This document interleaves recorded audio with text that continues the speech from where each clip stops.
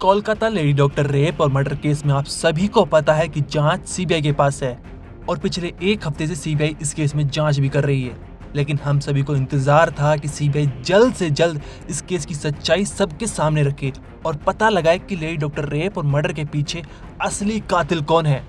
CBI के पास तमाम सवाल थे कि लेडी डॉक्टर के साथ रेप हुआ है या फिर गैंग रेप। पूर्व प्रिंसिपल संदीप घोष का इसमें कुछ लेना देना है या फिर नहीं? क्यों उन्होंने इस केस के बारे में सही सूचना नहीं दी? कोलकाता पुलिस ने एफआईआर लिखने में इतनी देरी क्यों की? और सबसे बड़ा सवाल, इस केस में संजय रॉय असली दोषी है या फिर नहीं? इसके लिए सीबीआई ने संजय रॉय का डीएनए टेस्ट कराया, जिसमें इस केस का पूरा पर्दाफाश हो गया। साथ ही सीबीआई को ऐसे सबूत भी मिले हैं जिससे साफ हो जाता है कि क्राइम सीन के साथ छेड़खानी हुई है। अब सीबीआई को इस केस से जुड़े सारे सवालों के जवाब मिल गए हैं और आज हम आपको इस वीडियो में इस केस से जुड़े सारे सवालों के जवाब बताएंगे। हम आपको बता दें, इस वीडियो में जो भी हम आपको बताने जा रहे हैं वो हमारे रिपोर्टर मुनीश पांडे के सूत्रों के हवाले से है। इस केस में सीबीआई ने सबसे पहले फॉरेंसिक रिपोर्ट देखी, उसकी अच्छी से जांच पड़ताल की, जिससे उन्हें पता चला कि रेप और मर्डर है। इसके बाद सीबीआई ने अस्पताल की सीसीटीवी फुटेज को ध्यानपूर्वक देखा और उसमें जो खुलासा हुआ वो बड़ा ही चौंकाने वाला था। सीबीआई को वारदात वाले दिन सीसीटीवी फुटेज में संजय रॉय दिखाई दिया, जो ये इंडिकेट करता है कि लेडी डॉक्टर का रेप और मर्डर संजय ने ही किया है।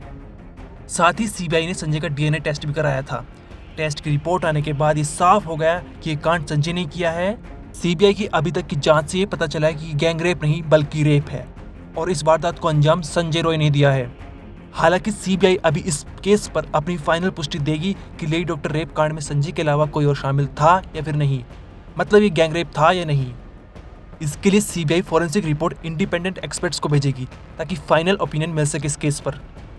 साथ ही इस केस में सीबीआई आरजीकर मेडिकल कॉलेज के पूर्व प्रिंसिपल संदीप घोष से भी पूछताछ कर रही है, जिस दौरान कई चौंकाने वाले खुलासे हुए हैं। सीबीआई ने कहा कि अस्पताल ने इस केस को अच्छे से हैंडल नहीं किया है, जबकि अस्पताल को ये सूचना थी कि केस कितना सेंसिटिव है। साथ ही सीबीआई ने कहा कि हॉस्पिटल अथॉरिटीज, खासकर principal Sandeep Ghosh, crime scene को प्रोटेक्ट करने में नाकाम रहे, जिसके चलते क्राइम सीन के साथ छेड़खानी हुई है। सीबीआई के पास बाकायदा क्राइम सीन के साथ छेड़खानी के सबूत भी हैं।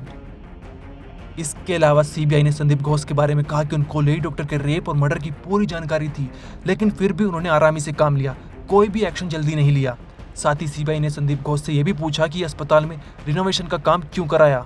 अब सवाल ये है कि इतनी सारी खामियां आने के बाद क्या सीबीआई संदीप घोष को अरेस्ट करेगी? इसके अलावा सीबीआई कोलकाता पुलिस से भी पूछताछ कर रही है कि एफआईआर लिखने में इतनी देरी क्यों की, इसके पीछे क्या वजह थी। सीबीआई के अनुसार जब पोस्टमार्टम 9 अगस्त के दिन शाम के 6-7 बजे होता तो फिर एफआईआर रात के 11:45 पर क्यों लिखी? ब्यूरो रिपोर्ट, क्राइम तक।